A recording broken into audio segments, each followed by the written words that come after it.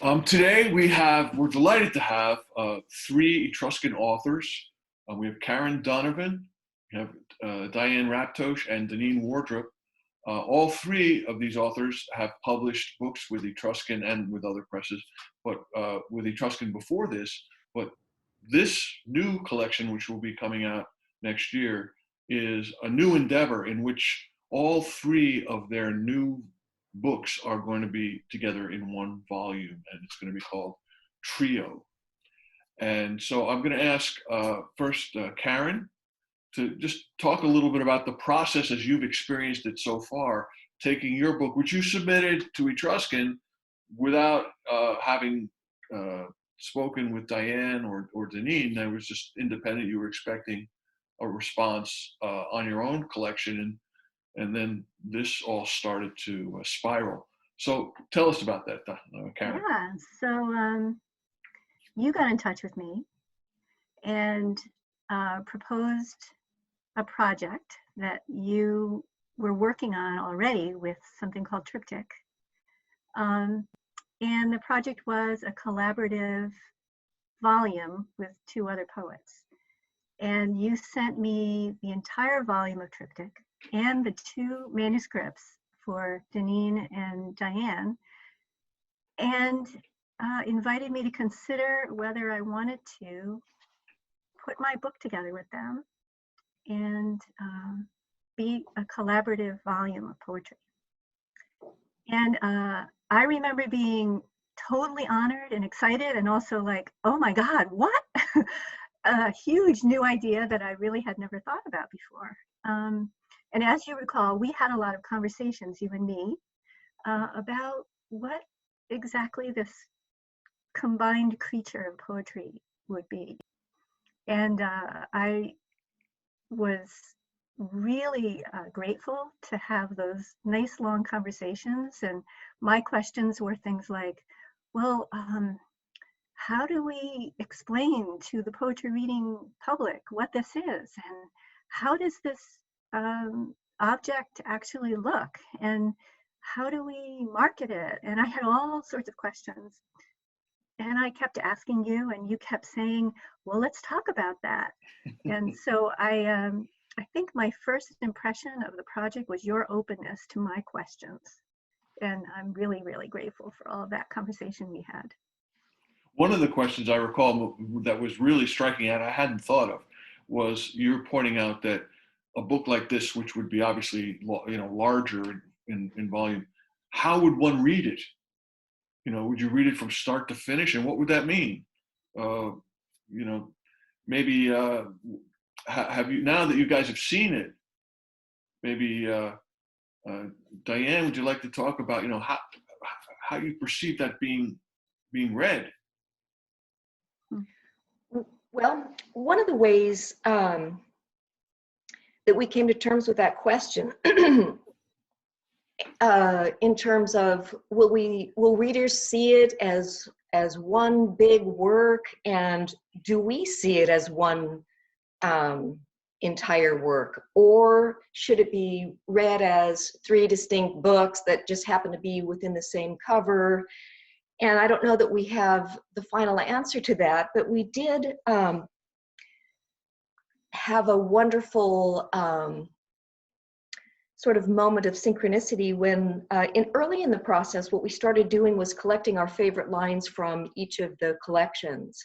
And that's when the true magic started to happen. So for example, I have before me some of my favorite lines from Endless Body and Planet Parable. And it started blurring, collecting these lines. Let me read a few. Can you hear their voices? The century is already hard, cut as the line around a country. My mother in the branches, Thomas Merton rubs my leg. She overcame her departure time.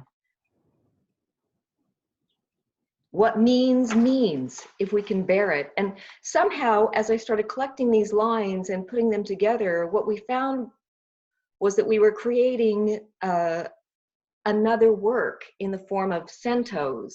And the centos are the glue really that weave all of these works into one. So that was an exciting process to discover that there was something beyond and bigger than just 3 collections of separate poetry books. There was an embodiment of 3 consciousnesses that just worked incredibly well together. So it may be that we're hoping that readers will pick up on that. And we found it to be just pure magic. One of the things I think that's been so much fun and interesting just is to see all 3 of you work together like this, because of course, as I say, the project began without intention. And then it seemed to take on, because of the work that you guys did together, it took on so many other dimensions. And one of the things that you've done is put together a mutual self-interview, so to speak, where you asked yourselves some questions and then answered them, each one of you. And I just want to share a little bit of that. What makes these books, the questions that you composed were, the second question is, what makes these books companions? And Daneen, you said, in our triad, I see us presenting the body of a planet, the body of politics, the body of daughter, mother. We seem to value mutability as its own kind of clarity. None of us is afraid to jump forms. There's a sense together that words can't be articulated in only one form, that birth is too multiple, which is exactly how collaboration feels. Daneen, I'd love to hear more about that multiplicity of births that you talk about as you approach this work. Well, there is a sense of this kind of basic energy, to use a 60s word maybe, in each of the manuscripts, what are now manuscripts, that once I started reading each one made me realize that they go together because they're energized toward outward, I guess, body of a planet and body of politics, both increasingly important in these days, and body of a mother-daughter, and that those energies float. I think that each of the 3 of us is really interested in basic materiality, basic energy, electricity, earth, lakes, real sort of basic things that have power. And that was enormously energizing to me, to think about putting those 3 things together. I see it as a sort of spirituality of the material in some ways. And I don't feel that way reading a lot of poems, but I definitely feel that way with Karen and with Diane. I'd love to hear a little of Trio. Maybe we could just do some reading and dive right in. Karen, would you start us off? Sure, I'd be happy to. I thought I could read just from the very beginning of A Planet Parable. There's a poem that opens the book, and then if I could just sort of read maybe 3 of the beginning poems, so to give people a sense of how this book starts. So the poem that opens the whole volume is called Upon Opening the Archive. Dewy city, digester of asphalt, true scribe and library, labyrinth text, vault of clouds. The meadow is not a blank page. The woman at the controls knows this. Now she takes the complex orange arm of the backhoe as her own, articulated at the wrist and aware of itself when tested against what desires to resist form, impeccable gestures. From gear sticks and levers, hunger and cunning, intent and will to enact. The steel scoop descends, teeth bite the ground. Beauty, all its ciphers erase as the story falls out onto her tongue in honeysuckle, aster, bittersweet, rue.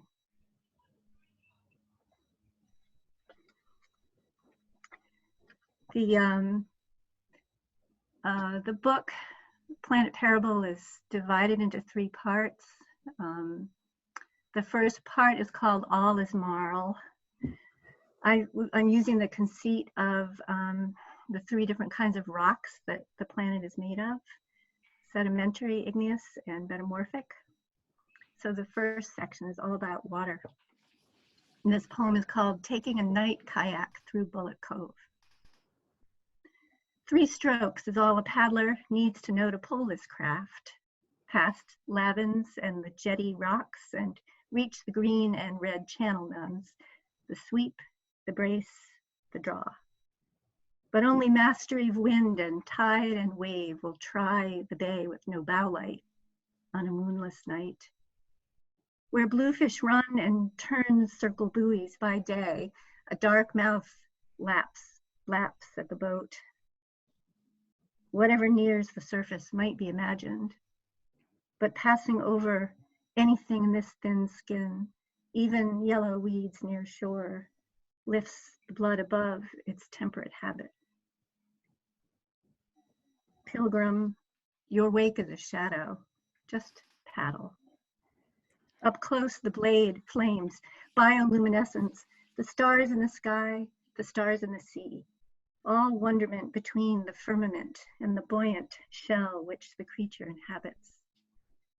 On this palindrome of light and dark, we would look the same, coming and going, if it weren't for the straightness and length of the body under the sheet, the mileage on the tongue, the history swirling off the lost rudders of the hands.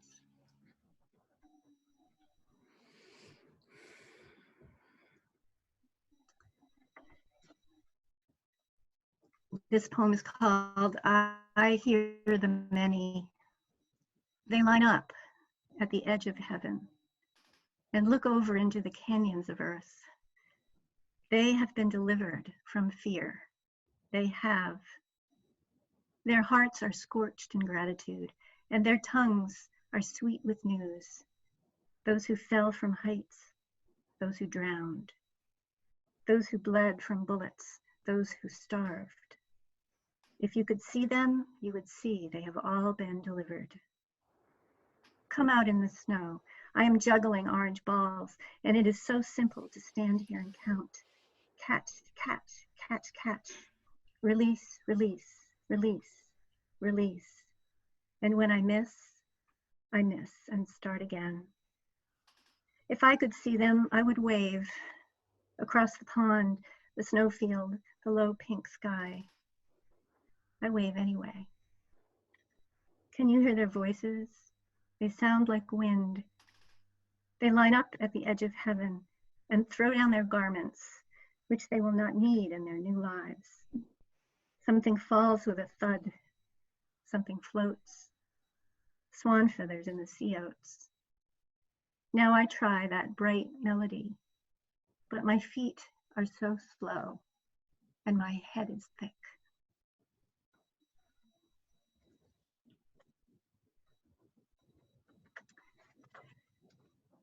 So if I have time for one more, this poem is called This Noon. And I sort of feel like this poem is significant in the book about the difficulty in decipherment. This noon, a dove called, invisibly. As I was reading about doves, real and imaginary, their tendency to descend on the wet heads of prophets. So I went to the window to see if this one had landed. The sky was perfectly blue. A breeze and the sound of a breeze brushed the oaks, and close up, an hourglass-shaped spider walked across the outside of the wire window screen. Next door, my neighbor was trimming the bittersweet with her electric saw, And when I stepped out, the dove flew over me and over the roof toward the lagoon. It was noon, and I thought I had captured my subject, the cooing, the accidental spider, the breeze in oak leaves, a dove taking flight from the roof peak. My neighbor switching off the machine and laying aside her work to greet friends. Come in, let me make you some lunch now. How simply the poem assembles itself when it wishes. How all the language ever invented wells up around the eelgrass to be spoken, and how impossibly the tongue darkens unless the breeze agrees to stream through oak leaves, hypnotically green on an ordinary day, offering such ordinary tasks of decipherment as the fact of a breeze, the sound and the fact of the sound, the lotus blossom and the murky pool from which it unfolds in a move reminiscent of the final inside outing of origami, remarkable pink, the last color anyone expects from a murky pool. What is it then I am to attend? And am I to understand that one thing leads to another? That this morning one woman will drown all her children in a bathtub like kittens, while another calmly trims the bittersweet? That simple addition compels the leaves in their gestures to estimate the final effect of a breeze that moves them, moves through and past, but never passes. Shall we ask about, is it necessary to? A dove coos, a spider wanders over the grid of the window screen, a landscape everywhere present, but never apparent, everywhere singular, but never unique. The sky and its changing, a dove out there cooing, still calling from somewhere. Thank you for listening to that. I can see how centos would emerge out of that lush language. And the one thought that occurred to me, Karen, as I was listening was that, my head is thick. I'm trying to catch the melody. And yet the feeling I had is this feeling of incredible lightness and dexterity and deftness.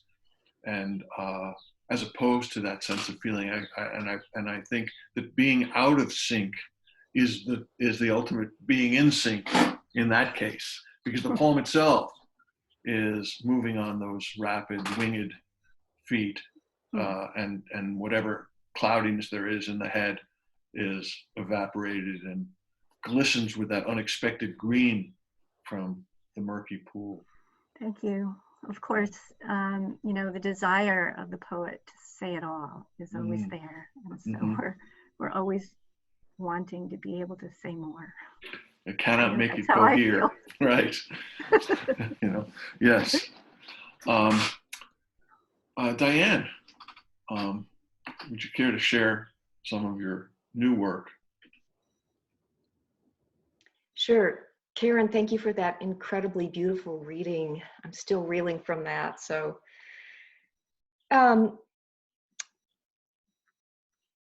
just a very brief intro. It's my collection is called Run, A Verse History of Victoria Woodhull. And for people who might not have heard of her, she was the first woman to address Congress and the first woman to run for president, with abolitionist Frederick Douglass as her presumptive running mate on the Equal Rights Party ticket in 1872 against Ulysses S. Grant. And I'm an American history buff, and so once I started reading about Victoria Woodhull, I just felt an immediate affinity with her, and I felt I was just channeling her her visions and her voice, her eccentricities.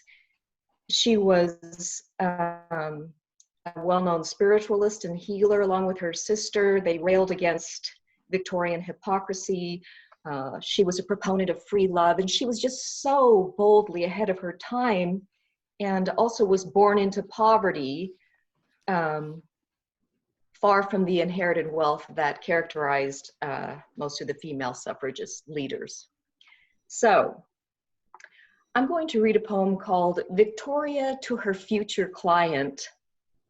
The letter you have pictured in your mind is E. On the edges of sight, I see objects, eggs, flasks, large bottles, lorgnettes with metal frames. They fall and turn slowly in space, then alight at my feet. E is erotic. E.g., I have watched my pot of lip rouge Elvis the room and then land on the lip of my wine glass. Yes, I envision Presley. And the 19th Amendment, I pre-see its passage. I have espied Edith Wilson.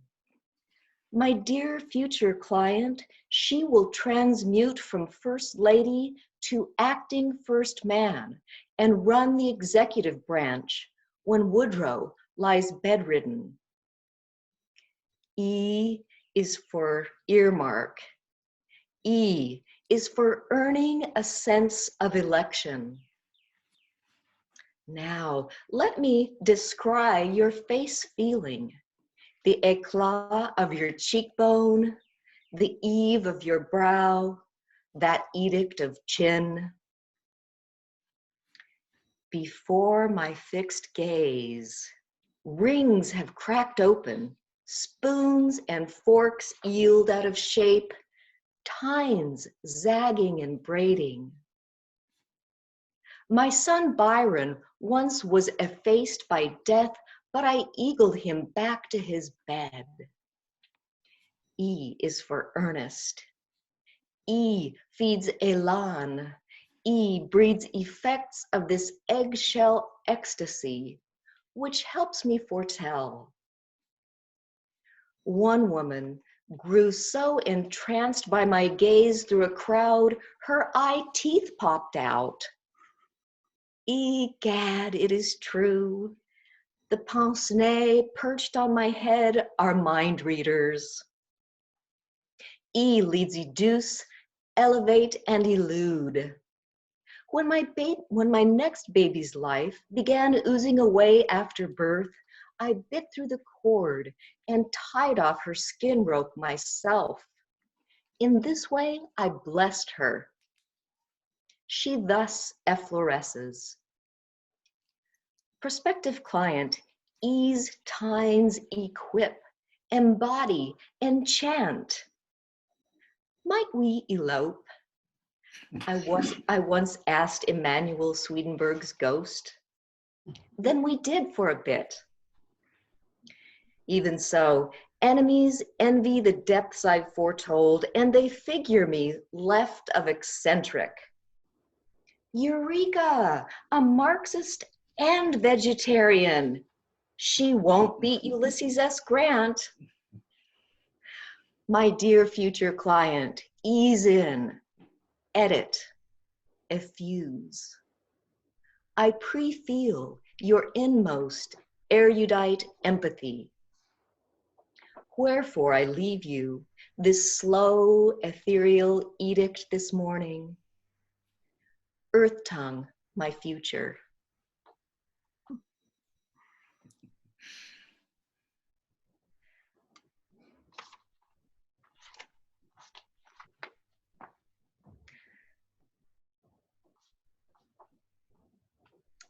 Victoria Woodhull and her sister Tenny, Tennessee was her birth name, were good friends with Walt Whitman and had entertained him at their home. And this is a poem called Victoria to Walt Whitman.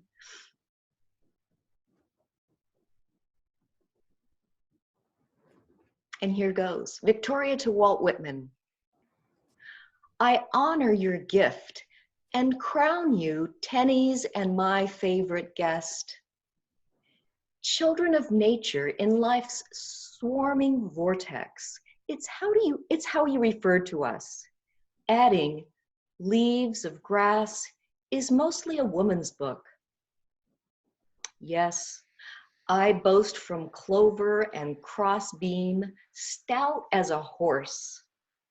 I whinny, I fess, I make a clean breast of hear this. I had to expose a man who practiced in secret the path of free love. That man was our pastor, Henry Ward Beecher.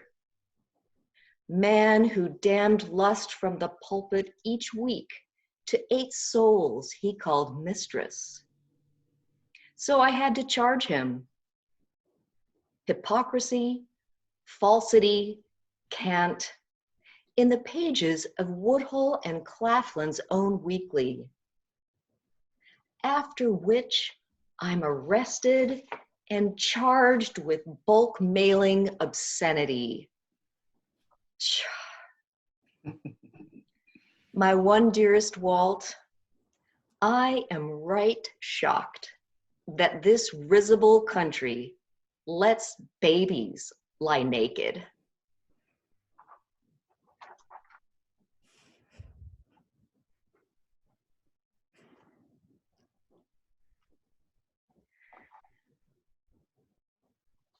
Those poems are a bit long, so I'll end on it's actually a sonnet. There's some play on the words hymn, H-Y-M-N, and H-I-M.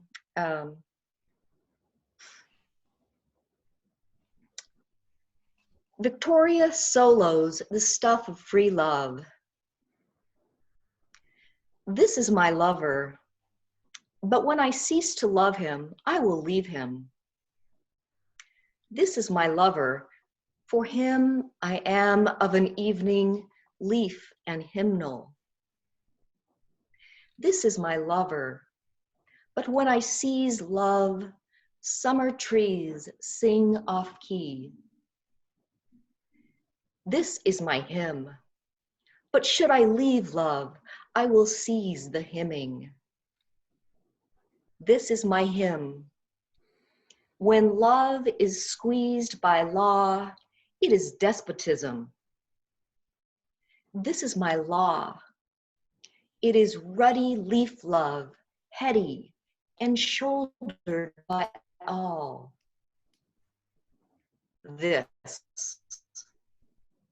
If I want intercourse with 100 men, so I will have it. These are my loves, my leeway to think freely, to feel out thought. This is my lover. It is this her dominion, my reedy belief weave. This is my love. It is how bees dance maps and plants eat the light. This is love. When I cease using my, seas ease leaves into free fall. This is my love. This slipping of strings, fringe reef leafing into tree. This is the love. Limbs that snap through the lungs to sycamore out. This, how love lilacs. I stand arm in arm with every act of my life. Thank you.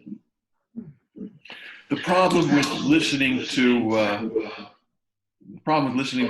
Diane Raptosh read in a Zoom reading is that I have to suppress my laughter for fear of co-opting the microphone. Okay to laugh. You know, but thankfully awe is silent, and so I can at least experience that. This is, Diane, far from your first real collaboration in a sense. In this poem, of course, you're kind of collaborating with the ghost of Victoria Woodhull, but in you're just coming off a trilogy, really, where poems interact with other real and imagined people. I think of Daneen talking about the body politic, and certainly your poems make that politic, that entity, a body in American Amnesiac and Human Directional and Dear Z. So I'm curious how this particular iteration of collaboration has perhaps changed or altered your, I guess those are the same words, your perspective on poetry and on collaborating with real and imaginary people. Who was it that said, was it Rumi that said just to take, spend as much time in the invisible world as you do the visible world? My first collaborator was John Doe, the character who represented the male psyche, the psyche of the incredibly wealthy white male person who I knew was going to feel victimized by the great diversity of America. And I wanted to tinker with his psyche to let him become a better person and so on. Anyway, so I first channeled that character. I think poetry is so much about receiving and listening. Victoria Woodhull was a great gift from the universe, I feel. And then working with Daneen and Karen's poetry, I feel that we're channeling each other in some way. The excavations and the embodiments, the levitations, the spirits, the invocations of Emily Dickinson, Walt Whitman, Wallace Stevens, in the case of Karen. So I feel like we're just part of this great cast of voices in America and beyond that I feel so much gratitude for being a part of, if that answers your question. Karen, I was thinking also of your previous book that came out with us, Aardvark to Axolotl. I'm still practicing pronouncing that title. Axolotl. It's one of those kind of exercises I do when my own mind gets muddy. And it's not only is it a fascinating book in terms of its poetic richness, but I was just looking the other day at the Etruscan website just to kind of refresh myself with your books, because I actually don't have copies here, believe it or not. I am exiled from my copies of all your books because they're in my office, and I can't get into the office these days without calling the police. I can get in if I call the police, and they'll let me in.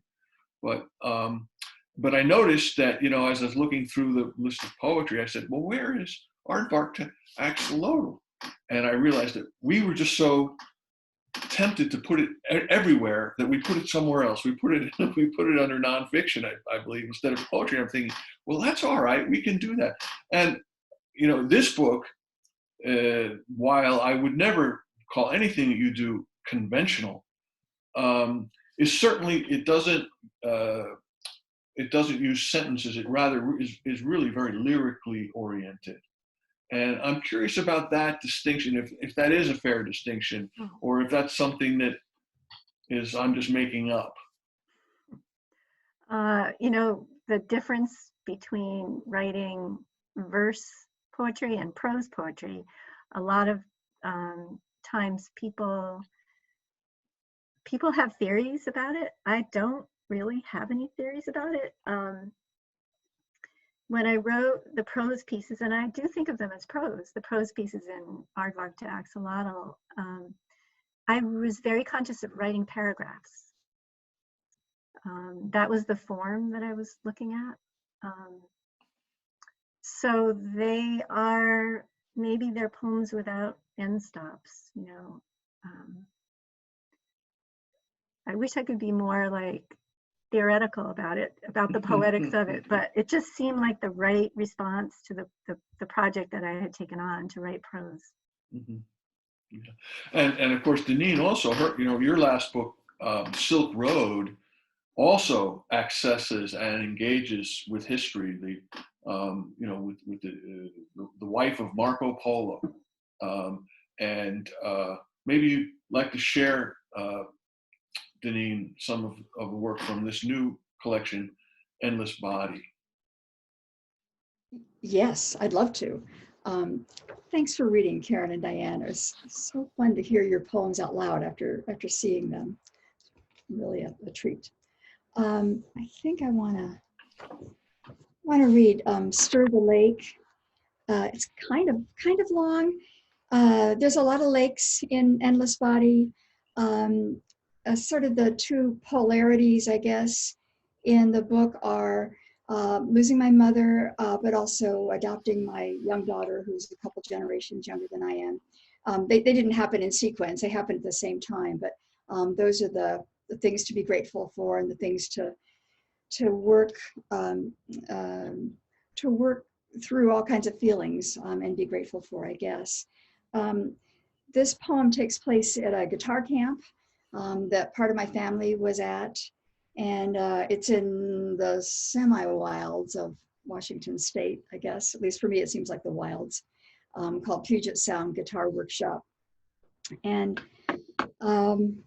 so there are parts of my family, and there's lots of lakes too in Endless Body. There's bodies of lakes as well as other kinds of bodies. Stir the Lake, Puget Sound Guitar Workshop Camp. I waited a year to sleep in this lake timed with all lakes. The water crenellates with rain that can't be seen. The book in my lap reads, God in the minimal and the maximal. My mother in the branches. My young nephew can't figure out how to feed his virtual kittens. Goes out of the cabin to mush around in the snow. The trip back will lie at the center of an allegory pill. Thomas Merton rubs my leg, foible of a squirrel, runs a fir tree, rain in the stomach. Sad I can't help my nephew figure out how to feed his kittens. When we sleep, the thickets will walk up to the door of the cabin. They pivot their hips. The lake will take the hue of snow unembarrassed by nakedness. In the woodpile, a one-eyed orange cat rummages. Mice would be nice. My daughter Lily and I in SeaTac Airport. How many clocks are there? Yes, include the watches. Yes, the cell phones. Point a body at White. She overcame her departure time. Around the perimeter of the lake, water laces, doiled edges spin. Crossing a porch snow, a possum may wish it had someone else's footprints to step in. Stir the lake. What can be spared? Everything.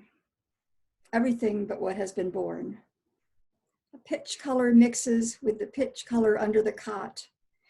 Give it an emoji. Purple finches sling through breaks in the thickets. Guitars raise gradients. And a finch sings down a porch corridor. Gargly solo, magnified.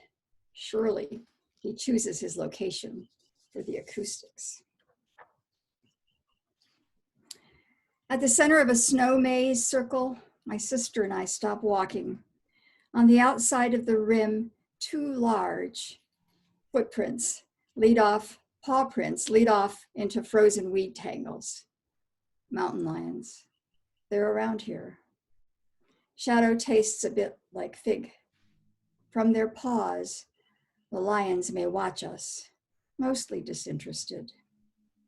The virtual cat is out here looking for bits of raisins and bacon.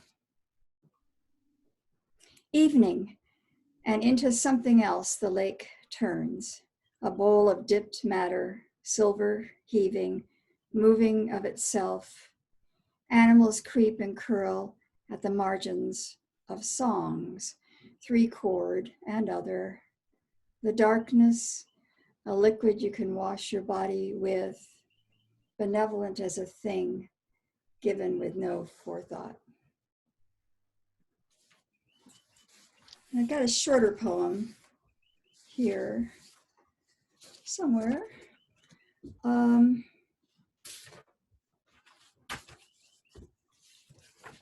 This is a caesura, you know, with the sort of scission down the middle. It's a line and then another part of a line, and it goes like that all the way down. Caesura, I think from scissors, from scission. I like caesuras because my favorite poetic device is enjambment, where you can stop a line at a certain place and it means one thing, and then go to the next line, and then it sort of follows with yet another meaning, and you get two meanings at once. Sometimes it's irony, sometimes it's something else. But with a caesura, you get double the enjambment. And this is, I live in a small town, Kalamazoo, Michigan. Probably our biggest draw. The city council wouldn't say this; they'd say it's our beer makers or something. But it's our trees. We got tons of trees, and it's beautiful, and deer, and it's a constant fight, like it is with so many small communities and bigger communities, to keep the trees in the ground. And so we fight tree by tree. But a couple of years ago, it was happening just a couple blocks away from where I live. Caesura. A block away, the city has painted orange X's on 80 roadside trees, slated to be gone next year. The trees are, but soon will not. They don't fold their arms and wait. Don't look diffidently at the road, because they have pitch. They hoard tones. Their nests cache sun. They don't renounce finch, bat, owl, dragonfly, starling. Soon I will have to remember for them the nest with flowers woven in. Get every vein, every ovate leaf right. It's too late, I fear, to learn how to fly.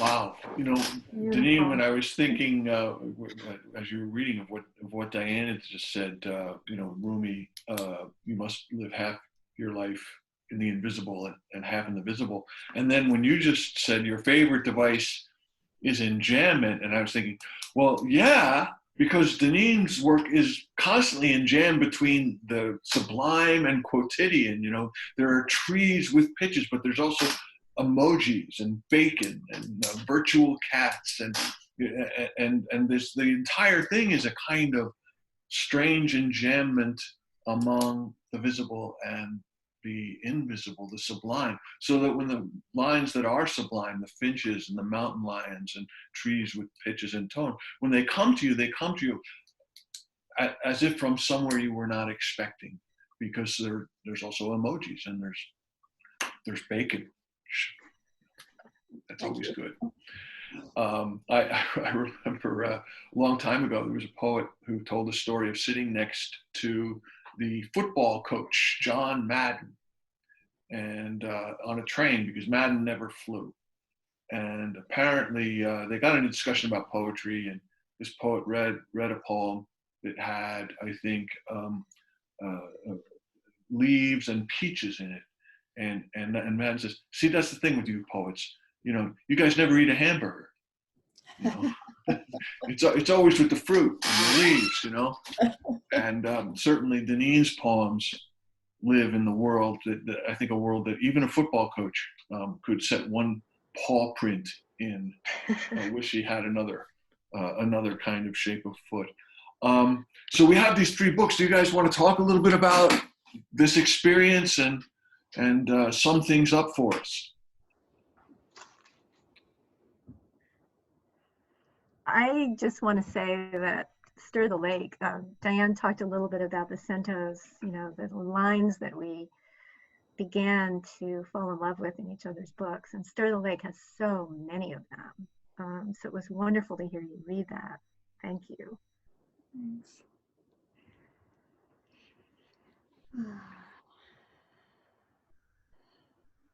Well, we have the three authors of Trio, and this is a book that's going to be coming out in 2021, composed of 3 complete volumes. You've heard a little bit of that today. We have Karen Donovan's Planet Parable, and Diane Raptosh's Run, and Daneen Wardrop's Endless Body. And we're so looking forward to seeing this book, and at which time, I hope by the time this book comes out, we'll be able to have a real live in-person reading. But in the meantime, we're going to put this out there and have us all anticipate all the more. Thank you so much, Karen, Diane, and Daneen. Thank you, Phil. Thank you. Thanks. Thanks, gals. It's been really great. Thank you.